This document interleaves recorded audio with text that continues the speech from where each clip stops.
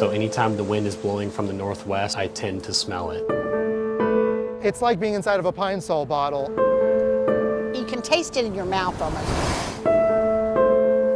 From Ortega to Riverside, There have been times where I've questioned if I want to live here. lives disrupted. Intense headaches, insomnia, coughing. When it's bad, and I just can't enjoy the outside.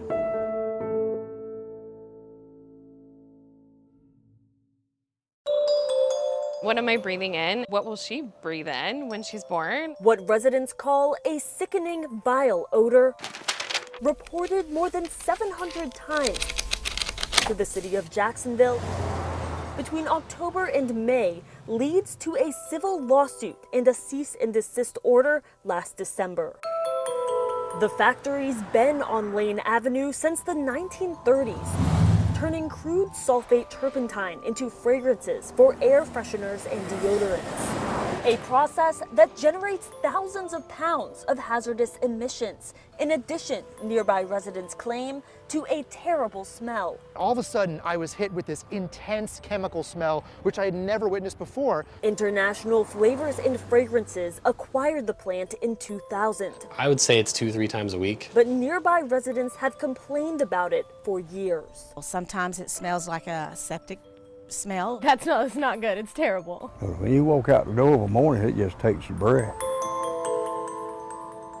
What is new is the footprint of complaints coming from as far as 8 miles away. If you go to IFF, you will smell the exact same thing so hyperbolically that it brings you to tears. The wind direction is almost like on the exact path it would take, right, from IFF to my house.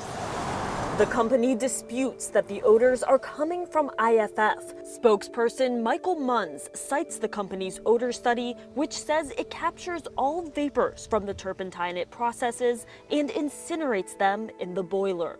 There's no byproduct that is emitted into the air or any other way, so there's no way that turpentine could be causing any of the community concerns. Munns points to the results of a study by an IFF consultant, which did not find airborne terpene nor sulfur, but did find styrene, a sweet-smelling chemical used by nearby factories to make plastic and fiberglass. We're not particularly pointing a finger at any one plant. We want to know, as much as everybody else does, what is the cause. Residents believe IFF is misdirecting them. I had a PhD in gaslighting on that day. The company is in compliance with its state air permit, but it is still a significant source of toxic emissions, which the EPA categorizes as pollutants known or suspected to cause cancer or other serious health effects. IFF emissions include thousands of pounds of chlorine, formaldehyde, hydrochloric acid, and chromium. Munn says emissions data have no relation to odor or risk, and he notes several local industrial facilities have higher emissions. According to EPA data, IFF typically exceeds median hazard levels of emissions at the county, state, and national level. It's just simply not that easy. Christopher Teef is the director of Florida State University's Center for Biomedical and Toxicological Research and works with DEP. There's perhaps a perception that you should be able to smell something and say, aha, now I know where it's coming from.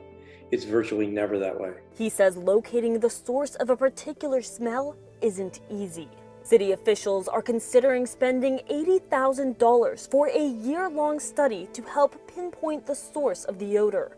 But for residents, each day that passes can feel like punishment. Not feeling like I'm always going to be able to go outside and breathe in some fresh air, that's frustrating. I'm Renata Di Gregorio, First Coast News, on your side.